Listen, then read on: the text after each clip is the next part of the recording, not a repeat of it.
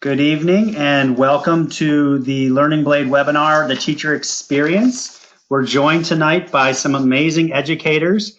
Andrea Beerwald is from Idaho and has been teaching for 13 years, students from 1st to 8th grade. She's currently the technology integration lead for her school. And Lori Langdon's been teaching she currently teaches in Springboro Middle School in Ohio, and has been teaching for 30 years, if I'm correct. And and just really pleased to have you. My name's Josh Snyderman. I am the Vice President at Learning Blade. And tonight what we're going to be talking about is these wonderful educators' experience.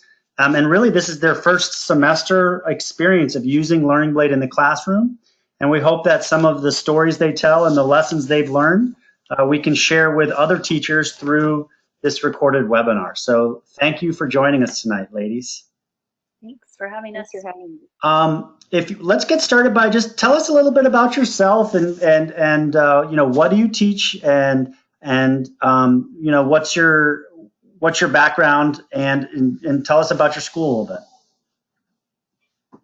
Lori, why don't we begin with you? Okay. Well, I teach in a 6th grade building. It is entire 6th grade, and I am considered one of the specials teachers, so along with art, music, and gym.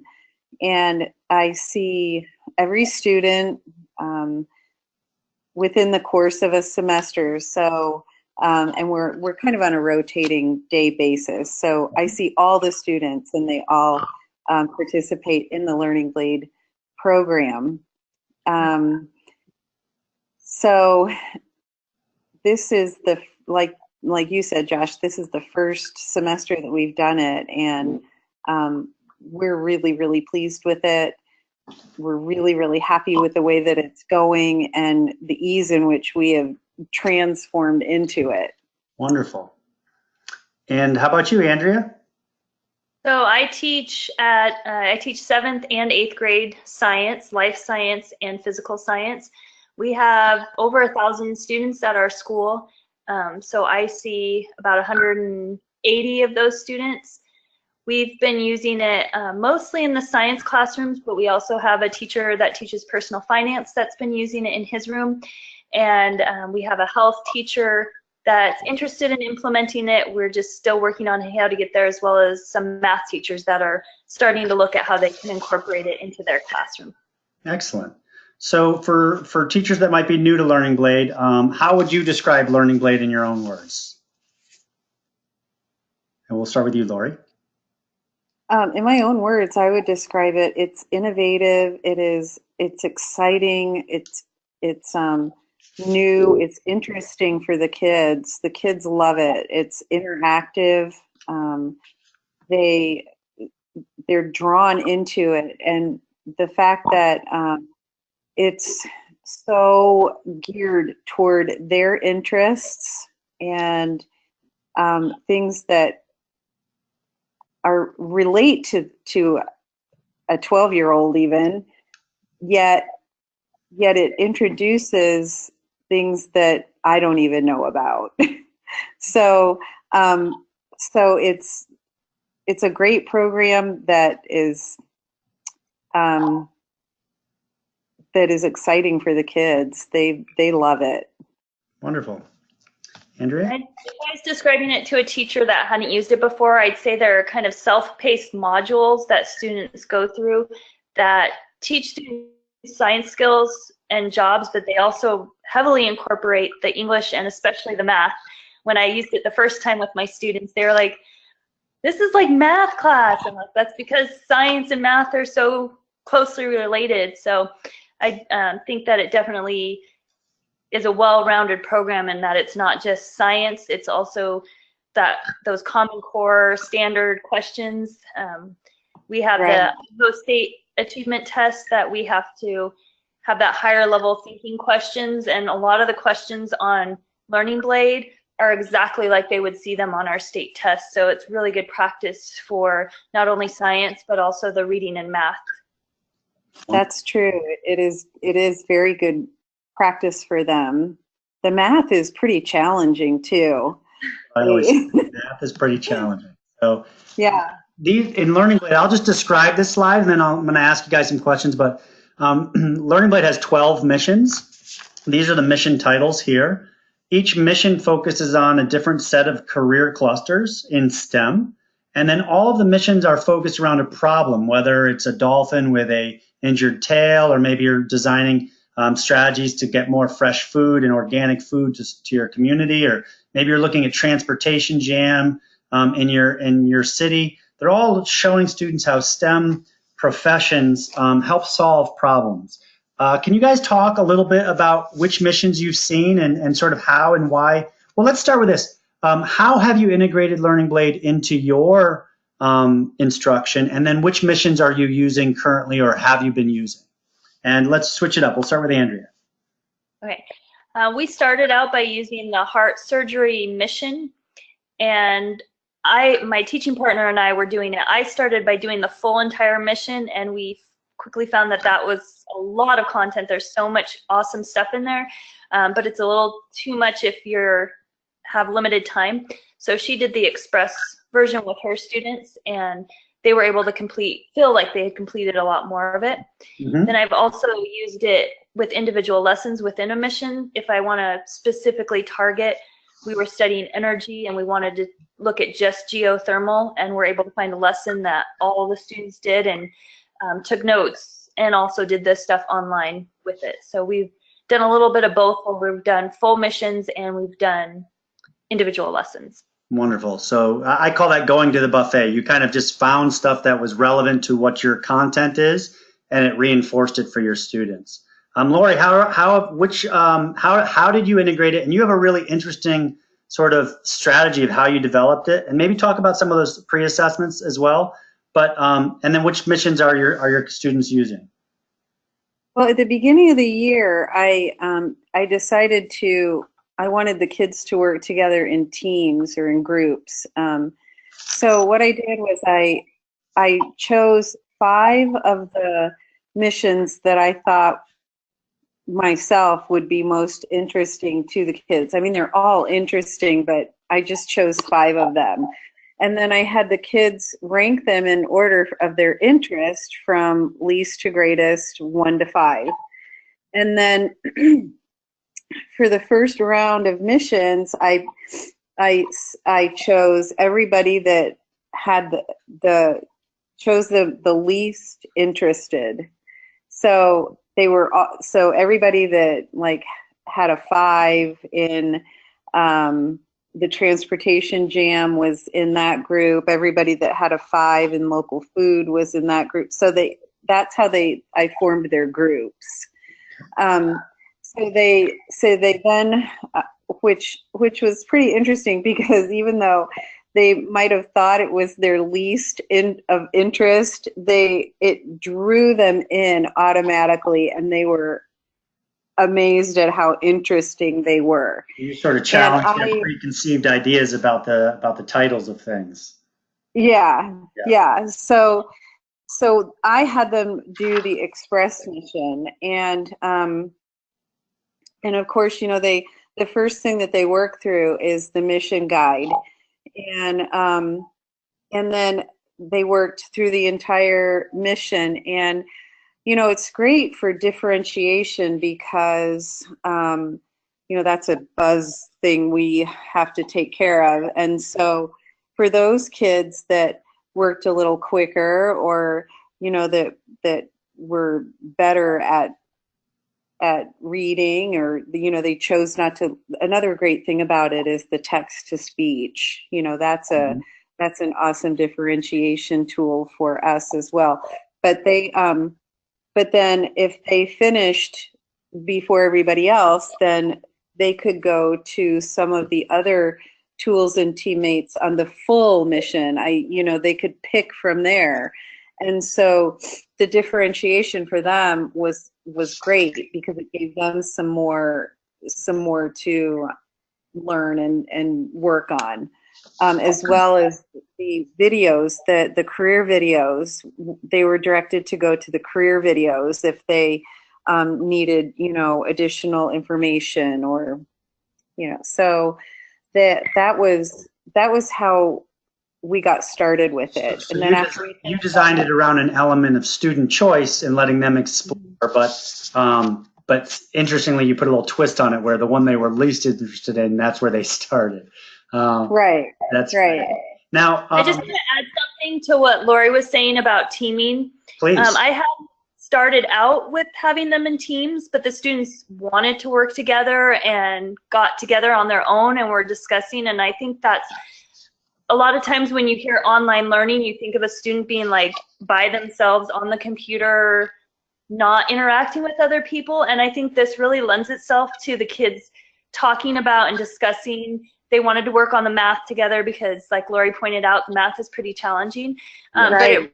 But it wasn't like they were all, and even like I said, the kids kind of formed this on their own because we didn't know where it was going to take them, but of wanting to discuss it together and talking about it. So I really do think it brings in that collaboration piece naturally with the students. And Andrea, do your students use the audio features in Learning Blade, the text-to-speech? The first group we had doing it was our high students because they were the ones that are, had 90% on the test, so they didn't really need it. And I can't really remember with my 8th graders if anybody used it or not. Okay. I don't know that the lessons we had picked out had that hard of text. Yep. So I'm not 100% sure if they used it or not. So just so the people who watch this webinar understand, there's the difference between a full mission and an express mission is that a full mission, this is one mission, manufacturing concept car. There's 40 lessons here, interdisciplinary in design, a math, a science, a social studies, and English for each STEM career, what we call a teammate in STEM technology, which we call a tool. The express mission, instead of asking students to do all 40 lessons, is that there's an asterisk next to one lesson on the mission. And so the students only have to do one lesson for each tool or teammate, making it 10 lessons for the full mission, the express mission. So it's a little bit shorter. So it's interesting that you guys have both found that beneficial for initially getting students interested in Learning Blade. So the original intent of Learning Blade was to introduce students to STEM careers, to address their lack of awareness of all these different applications for math and science in the real world in middle school, which is a time that we know students are making some really consequential decisions that will affect their future. Decisions like, do I want to try hard in math? Am I going to engage myself in science class? Or am I going to stop trying my best? Maybe I won't take honors. Maybe I will. Or maybe what electives I'm taking. So I guess my next question to you guys is, have you noticed Learning Blade augmenting, amplifying, or providing sort of change in the conversation around students and the careers that exist through this STEM career awareness platform? Either one of you would like to start? Go ahead, Andrea. I think, it's a little bit early since we've only been using it for a couple of months. I do think that, especially when we're going through the Heart one, there were definitely some conversations about jobs that they hadn't been aware of before. But again, those were kind of my high achieving students, so they do try hard in math and reading. Yep. And then when I was using it in 8th grade, since it was such specific lessons, I think they were looking at more as the science content piece rather than necessarily the job that goes with it, since they didn't complete a whole mission piece. But I do think that it did make them aware of some other careers that they might not have thought of before. Excellent. And Lori, what about in your case? Yes, I find that, well, first of all, it's kind of difficult for me to say whether I've heard them talk about it because, like I said earlier, I'm kind of the special student. They come and they stay with me and then they go. So it's not like I see them in the building all day long. You know what I mean? So, and I'm not privy to like their conversations a lot, like out in the hallway and stuff. So, but as far as in my classroom, when we started, we did do a pre-discussion of, have you thought about what you want to do when you grow up, and stuff, in that line, and the vocabulary, just the increase of their vocabulary of just the names of the different careers. And like like like they're throwing aerodynamic, or which, I mean, that to me, to us may not sound like a big word, but for sixth graders, some of a lot of the vocabulary that's in the Learning Blade program, they are like writing on their exit slips. They're, using in class, which is is really amazing to me to see their growth in just their vocabulary. So your use of the word exit slips just prompted me to think of another question, which is, clearly I always advocate in trainings for teachers to use Learning Blade as a tool and then to supplement it with great pedagogy. So could each of you talk about ways that you've used this in your classroom, but then wrapped your profession of being a professional educator and developed other things around it to help you in the implementation of this STEM platform? And Lori, so you were talking about exit slips earlier. Before we started, you were telling me how you gave them you designed some pre-assessments and things of that nature. And then Andrea, what are some strategies you tried? I am so sorry. I forgot my husband scheduled for a refrigerator person to come, and they just came. So I am so sorry. I will try to move to the office and let them in so that we can continue. I'm so sorry. No problem. So Lori, what was, that's awesome. Lori, so tell us about those pre-assessments you do, and then really tell us more about the exit slips and your strategy around that. Well, the pre-assessments that I have come up with for beginning, usually it's always at the beginning of the mission that I want to pre-assess. Like if I'm going to have the kids start their, let's say their traffic jam mission, I will put together a 4-question pre-assessment, which is based on the page from the teacher guide in the resource tab. And that is, it's kind of it's several pages long, but it goes through each of the missions, and it has all of the projects at the end and how to go through those and prepare those. And it also has a page in there called the interdisciplinary objectives, and they're outlined as English, math, science, and social studies. And there's some bullet points under each one of the topics that give you some very, very specific ideas. And so, for instance, under the, I think this is the dolphin one, the English says, an examination of how cell phones allow faster response to emergencies and disasters. Mm-hmm. So I would take that maybe and create a question out of it. And that would be one of the questions on my pre-assessment, know. Right. So, and then along with that, it outlines the Common Core standard highlights, and then gives some extension mission suggestions and some videos to watch.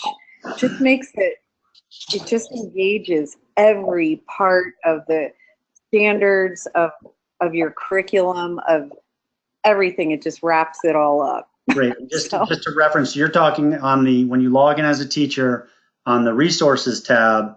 If you there's under, I think, teacher resources, there's a mission teacher outlines, and that's what Lori's talking about. What about you, Andrea? Have you tried any of your own innovation on the back of Learning Blade to get students engaged in math and science, or how did you how did you do that? I think when we use the lessons, it really helped to break up, instead of always being a lecture format or always being a textbook assignment, it just gives kids a different way of accessing the information. We did a project with energy on powering Puerto Rico, where the kids had to research different energy types and make a recommendation for how Puerto Rico could get powered. And the lessons in there really helped to introduce kids to things like geothermal or even the basic power grid, like how does a power grid work and why is Puerto Rico having so much trouble being powered. So using it just as a support to the materials that we're already using. And like I said, giving kids a different way of accessing information because we know that all kids learn differently. So giving them the opportunity to see it in a different format. Great. And so, this is the student dashboard here. Can you guys just talk about the ease of integration, if it was easy in terms of, was there a learning curve for students, or do you feel like they were able to log in and get started because it's a pretty intuitive platform? Will each of you talk about your initial experience with student reactions and student learning time about using new technology? Yeah, it was super easy, both from the teaching perspective and student perspective. We had our school counselor go through the steps that are, I think it's in the resource guide of how to enroll all teachers. So the teachers didn't even have that barrier of, well, I just don't know how to create my own account. We created all the teacher accounts.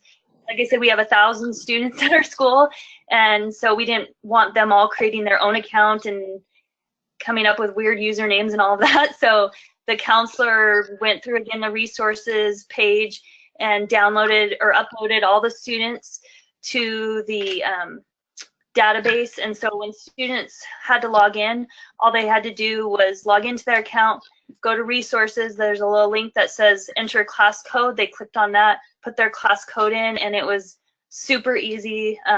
A lot of kids did it not only in the classroom, but especially the one we did it more open to the whole mission and didn't have time to finish. They did it at home and were able to log in at home and do it. So it was super easy from both the student and the teachers, even those that are a little nervous about using technology and were a little hesitant to do it.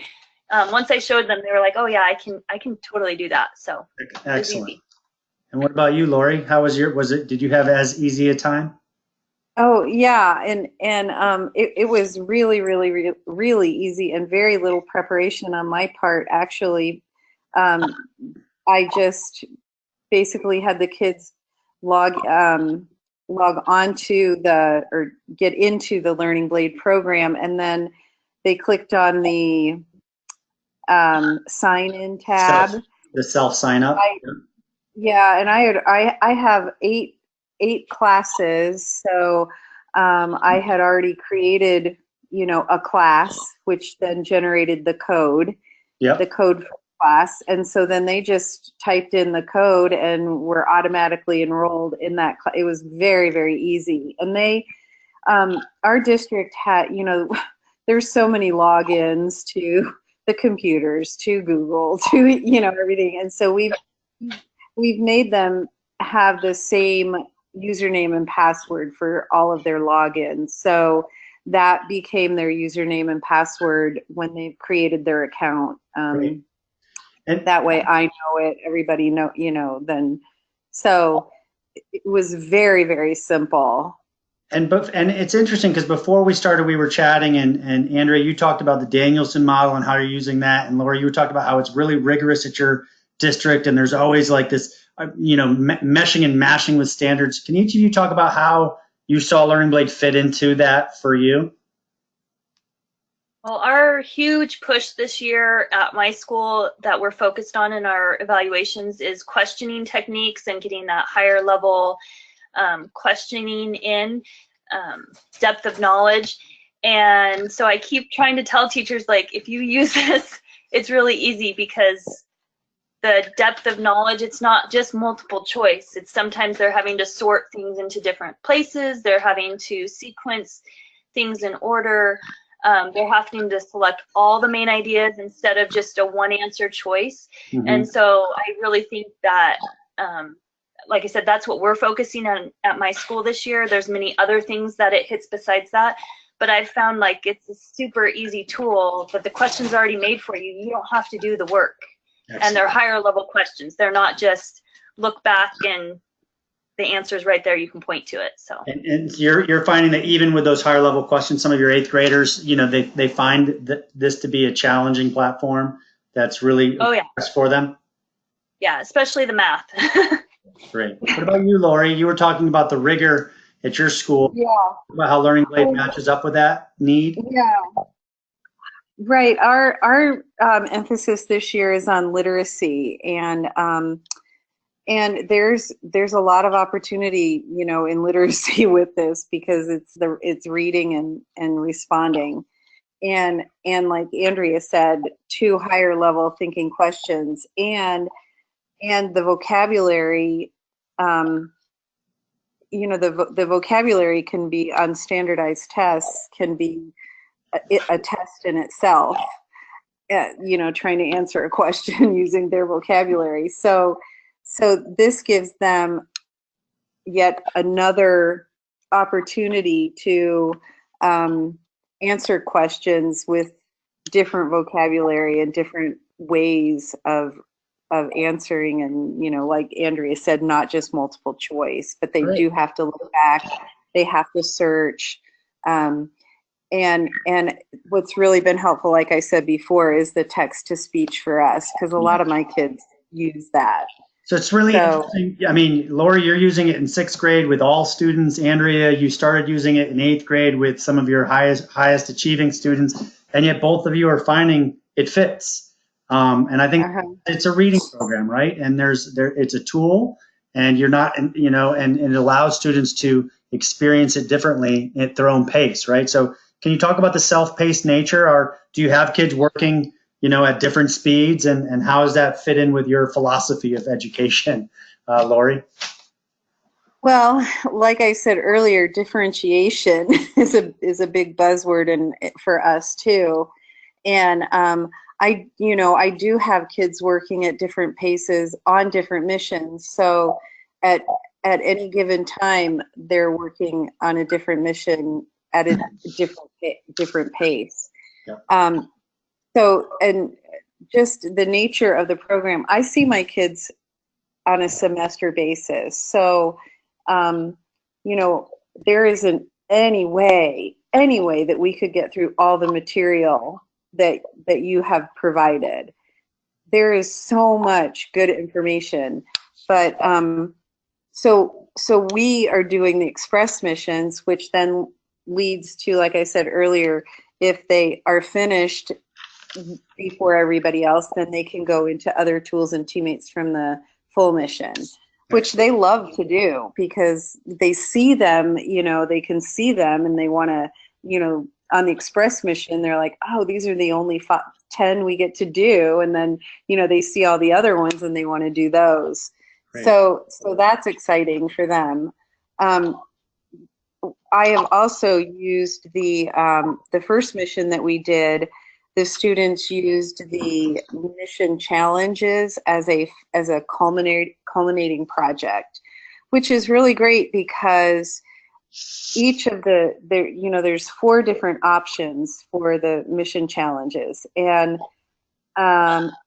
they are divided. Like, one is a building, one is a language arts. It's all differentiation. So your learners who are auditory learners, they can pick one. Learners that are kinesthetic learners, they pick one. And so it's really built for differentiation all by itself. You don't have to create that yourself. Wonderful. And I'll share some slides on the mission challenges in a second. We'll dig into some of those additional resources. Okay. Andrea, in terms of the self-paced nature, do you have kids working at varied paces in Learning Blade? Yeah, I agree with what Lori had to say. They, especially because we didn't quite have time to finish the whole heart surgery mission, I had a ton of kids that were like, can I finish this at home? Can I do it at home? Can I do it if we got done early in class? They wanted to jump on and do it. So they definitely are very self-motivated with the missions. And I even asked my 8th graders, when we were doing just a few energy lessons, I just asked, if I open this up to the whole mission instead of just the lessons, how many of you would want to do that at home? And I had a handful of kids that were like, yeah, I'd totally do more of this at home. So very motivating for them to do. Thank you. That's great feedback. So just to show some slides, Learning Blade is definitely looking at modern technology, modern STEM careers in this sort of platform where they're getting stars as they get question rights, and as they progress through a lesson. Most lessons are about 15 minutes long, which I think is a good amount of time. There's multi-step problems in Learning Blade and math problems as it relates to real-world examples. And so our data suggests that students are learning about new careers, and their interest in STEM, becoming a STEM professional, is increasing. And they're interested in taking advanced math classes. So we're excited about that data. But one of the reasons Learning Blade, we think it's ultimately also very successful is it introduces all students that get the opportunity to these STEM careers. Do either of you have any experiences with girls in the class? Can you talk about the girls that have used Learning Blade and just introducing them to careers and to content that they traditionally might not get in the standard setting of a standard day? I'll talk about that. This is the 7th year that I've been in the position that I'm in, and as the technology or computer teacher for the 6th grade students. And I can honestly say that there is an excitement across the board between the boys and the girls. Nobody is sitting bored with it, whereas in some of the computer classes I've had, the girls, they're just there to do it, and there's a definite change in the attitude between the girls in the past and the girls I have now. Everybody is working at the same or higher level of excitement and interest. That's great. That's good. That's great anecdotal evidence that that you see from your experience. You're saying you have seen this be a motivating factor for girls to look at STEM in a different way. Oh yeah. It's like they're not really learning technologically. It's just like they're learning. Right. Yeah. Yeah. What about you, Andrea? I know it's a sort of unique question, but do you have any experiences with the young girls in your classroom and how it's impacting them through using Learning Blade? We have quite a few girls that are interested in science anyway, so they're keeping to it. A lot of studies show that it's more towards the end of middle school and high school that it starts to drop off, and since we've only used it for a semester, it's a little hard to project out. Sure. As to where they would be. But they definitely enjoy it. They, might glom onto different lessons than the boys do, but they do definitely enjoy being on Learning Blade, and it's a format that they like. So great. Learning Blade, because each student generally logs in individually, what it allows is a collection of data, right? So we've got 2 different data sets. We've got the curriculum, which is what we're looking at here, telling you how many tools they've completed, how long it's taken them, what date they finished it on, what their score was. We also have standards-based reports. Can you guys, do either of you use the reports in Learning Blade for your grade book or to look at differentiation student performance as it relates to standards? I don't know what your answers are, so I'm excited to hear what you have to say. Laura, you want to begin? Well, I have used the reports to monitor more than for grade reports. Sure. The mission that we're working on right now, everybody's working on it together. This is the one mission that I chose for the kids to do as a class mission because I put them in teams, like from the teacher page, how you can put them in competitive teams. So you have students in teams. Yeah, so they are competing against each other, and I'm monitoring them on these reports, which they're loving it. They think it's great. Yeah. Excellent. What about you, Andrea? Do you use either of the reporting styles that we have in Learning Blade? When we used it for the whole mission, it was actually kind of confusing. You and I had a couple different email exchanges back and forth. Yep. And we were able to pretty much kind of get what we wanted. I don't know that I would use it as far as like a grade for the students. Yep. It was a lot easier when we did it as just an individual lesson to be able to look at the data for that lesson and pull it. We still didn't use it necessarily as a grade in the grade book, but we did have them doing some things in their notebook that reflected some of the similar things they were doing in the computer, so that we could look at their notebook and make sure they were in fact doing their work. But it wasn't an issue because everybody did do it, so which is not common in my 8th grade class for them all to do their work. So right, and we didn't really use it as a grade. Yeah, that's what I was going to say too, Andrea. I have, like, this is probably the first time in my 30 years of teaching that everybody has done their work. Like, I don't have kids not doing the work. Wow. That's incredible. And to your point, Andrea, it's really designed to be, a supplemental enrichment activity that layers on what you're doing in your science classroom. So I think it's fine, that you've designed your own strategy for garnering data from Learning Blade. So that's great. Well, Lori was talking earlier about the mission challenges in Learning Blade, and those are sort of hands-on activities that we have where we encourage students to, I call them STEM engineer something, build a stethoscope, build a rubber band car, or have a discussion around topics, or do some open-ended writing. Lori, you've used the mission challenges. Andrea, have you had a chance to peek at the mission challenges? I haven't. I've peeked at them. We haven't used any of them. I did print them off for some of the teachers that weren't sure that they wanted to do the whole thing, but they were like looking at the bubbles for things and saying, ooh, that does look like something that fits in my curriculum. I'm just not sure that I want to get on the computer and do it. So, yeah, I mean, the mission challenges are offline, right? So those are offline lesson plans. You said you did the heart surgery mission. So one of my favorite is build a stethoscope. But Lori, what mission challenges have you done, or just talk a little bit around your experience around mission challenges?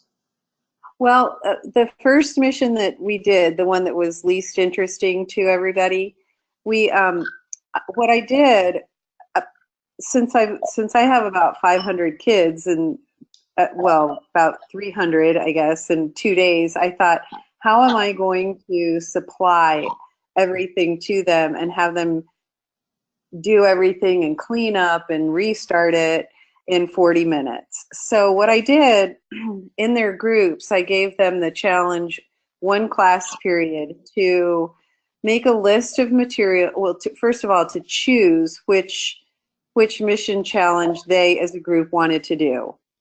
So they had to read them and talk about them and decide which one they felt like they could do in 40 minutes. And then they had to develop a list of materials that they needed to do the challenge. And then they divvied up jobs to either as assignments to bring materials or whatever needed to be done for that mission. And that was one class period. And then they needed to come prepared the next class period with those materials to do that next class period. And then the next class period they came in, they had their jobs done, and it was amazing, the teamwork. It was amazing what they did. Well, and if I may say, Lori, you've taken, well, we've written lesson plans, but you've also put your own personal teacher spin on it, which is why it's amazing. I mean, you take what we think is a really solid lesson plan, but you do great pedagogy around it. And so kudos to you for thinking out of the box on how you implement these things and really inspiring your students. So definitely appreciate all the feedback you both have given around how you've been using Learning Blade. And I think we also have 3D printing lessons in this. We think 3D printers are starting to become a new age thing in lots of schools, and so we've designed lesson plans to support that, and we hope teachers will check that out. We've got lesson plans for parents to engage students in conversations, parent-student conversations that supports the, the conversation being brought home. And so have you tried those STEM parent conversations, and have you gotten any feedback on those? I have sent these home with some of the kids, but I have not. That's something, now that I've got my feet wet this semester and know what I'm doing, and my kids will turn over. I'll get a new set of kids next semester after Christmas vacation. And I intend to delve more into these parent activities. I would like to involve that more because I think that's important to, I think it's important to, it's an important aspect now to, involve the parents too. So I plan on doing more of that. Wonderful. So that pretty much concludes the questions that I had prepared. We have Lori Langdon from Ohio and Andrea from Idaho sharing their first semester experiences using Learning Blade. And obviously, it's been a pretty positive experience. And I just want to thank you guys for sharing your experiences with other teachers so that way they can watch this webinar and learn from you guys who embraced a new technology and found it to be beneficial for student learning. So thank you, Lori, and thank you, Andrea, for your time tonight. And, I hope you have a great holiday break, and we'll be in touch. Thank you so much, Josh. And if you hear from anybody that needs some information, please pass my name along. I'd be more than willing to help anybody that, needs ideas or anything like that. My pleasure. And let me know how that 3D printer works out, and give Learning Blade a call if we can assist you as you get started with that. So have a great. All right. And we've lost Andrea, but thank you, Andrea. Thank you, Lori, for embracing Learning Blade and sharing your ideas about it. All right. Thanks, Josh. Take care. Bye.